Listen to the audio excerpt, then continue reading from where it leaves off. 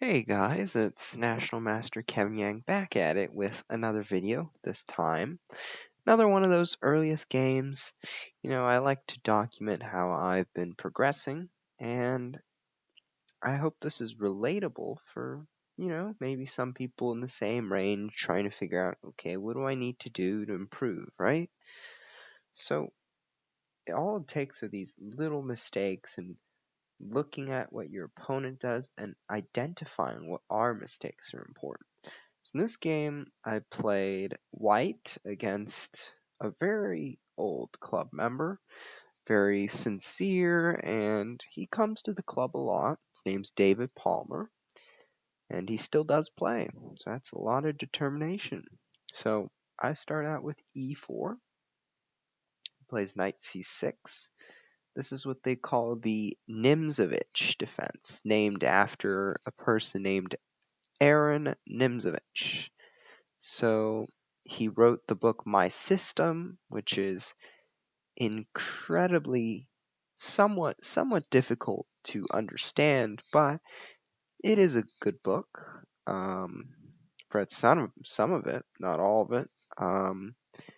So yeah, d4, and usually people do play d5, and in this case, queen takes.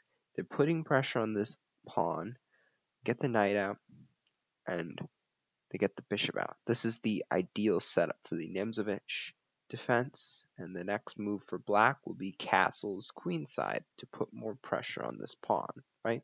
And eventually play something like e5. So this might be, if it plays knight c3, queen a5, say bishop b5, trying to pin and at the same time developing for castling, then this happens, right?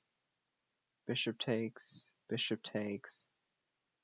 let's say castles, right? Then, let's say e5 happens, right? Anything could happen here. A lot of pressure down this file. That's the goal of the Nimzovich defense. But okay, so then e5, right? Takes. Instead, my opponent does play e5 instead of d5.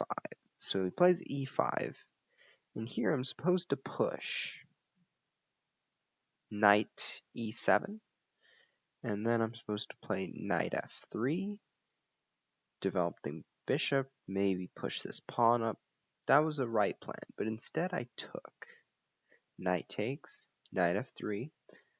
I took my development. He played c6, and I was like, I don't know. Am I winning a piece here? And I'm not, because after knight takes, he has queen check, and he picks up the knight right away.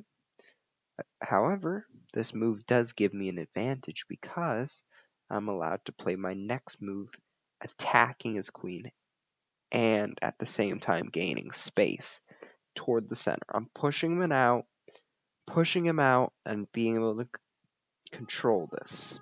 So that's my goal. Queen a5, bishop d3, right? Now he makes a good move, preventing me from castling, so that's good on his part. I play bishop d2, looking for discoveries along the bishop and the queen diagonal. So for example, if he plays knight f6, e5, knight goes back, play queen g4, right? Get the knight in and attack the queen at the same time. So those things are possible. Let's say d5, right? Knight takes d5, threatens the queen, and this knight can retreat in time. So those are the benefits of keeping the bishop on this diagonal.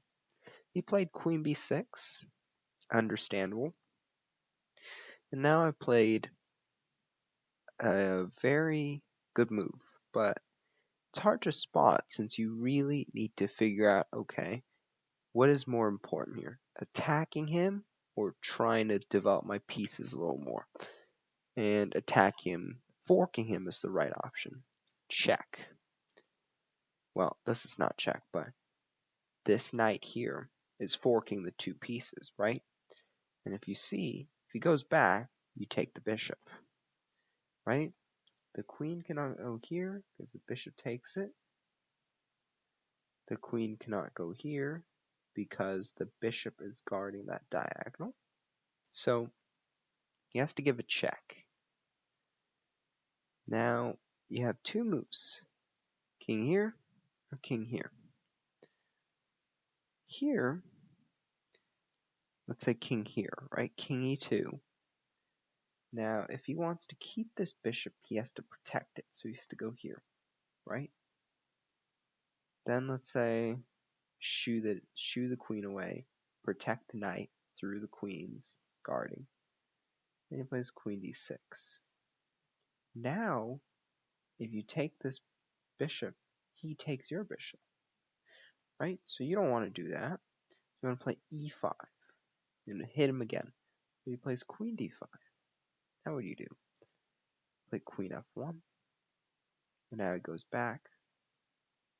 And then you play like queen f3. And surely you have a really good developing advantage. But let's see what happened in the game. King f1 happened. Queen d4. And here I was supposed to play the move bishop c3.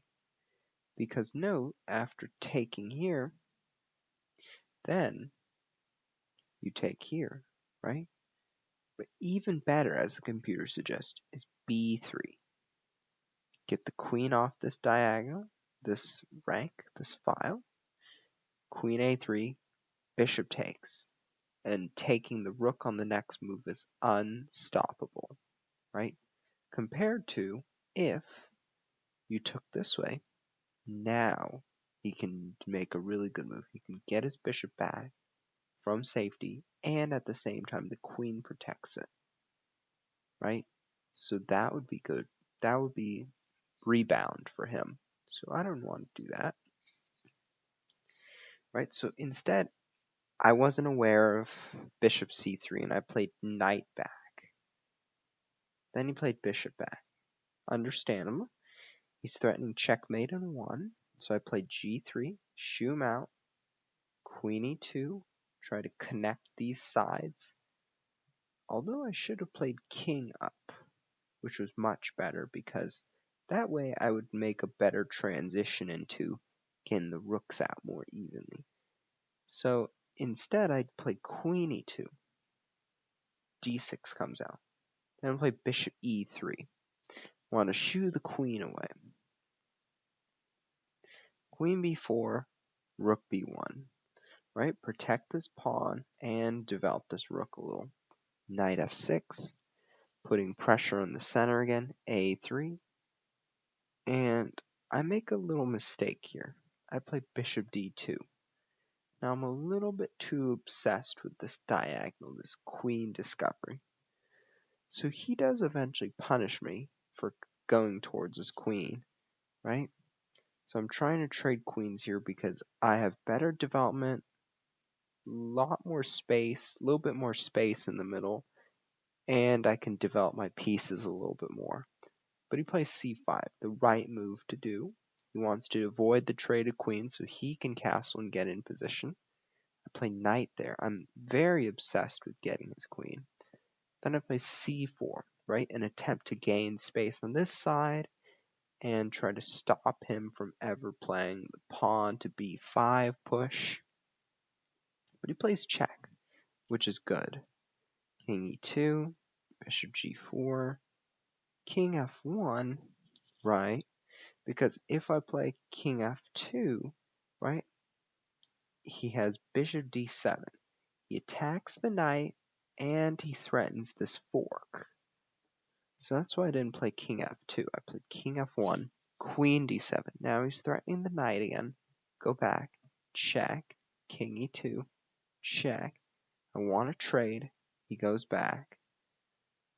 I go back, because if I don't go back, his bishop will come over here to pin my king and queen.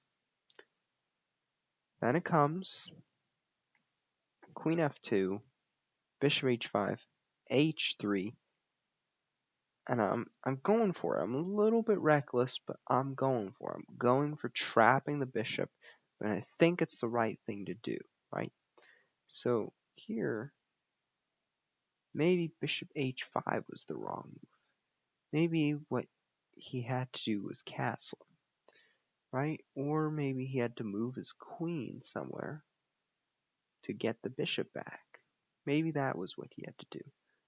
But what happened was he played bishop h5, and now I was like, okay, I got all these pawns. I can roll and try to trap the bishop. Plays h6, and I play f5. I seal off this escape square. Plays queen d8, g4. Now, this move is really sneaky sometimes. g4. Like, for example, knight d7 in the game. This is really sneaky because I take, he has this move, bishop h4, pinning the king and the queen. So, didn't want to do that. So I played king e2, and I realized that this bishop cannot escape, right? It's pretty much dead. So he takes it, takes knight e5, wants to centralize this knight. I play queen g3 with the intention to push, right? Then he plays f6. He wants to cement this side. Bishop f4. And then I think, okay, I am up on material, right? I have 3 pieces, and my opponent only has 2 pieces, but he does have a pawn for it. So what I do is trade down, because I'm at an advantage. When you're winning, you want to trade down. You want to simplify into an ending where you're up some material, and that way it can make your life easier, right? So you take away all the onions and lemons, it can make your life easier. Take, knight d5, check, come trading, continue trading, right? Then I make my life much easier here, right? Getting the rook in, obtaining the open files, right? So that's really important. g5, bishop b5, right? And at this point he realized, okay, I can't really come over here. This pawn's kind of stopped, and my goal is to just push this f pawn all the way down. So in this position, he did resign. So I would say, at first, the fact that I was able to spot this knight a4 and be able to hook the queen to the bishop was really important, because that broke his development streak. But later on, I was too obsessed with trying to get the queen back, right? I was sort of helping him. And then he eventually punished me with this bishop h3, not getting this king to safety, right? So then after that, my king was in the center. It just felt weird, right? But this was a mistake on his part, allowing me to block in his bishop. And by trading, eventually, I got the upper hand. So hopefully you enjoyed this video, and there are some things, some lessons we need to take away, and always continue doing your tactics, and puzzle it out. Continue the spirits. Alright.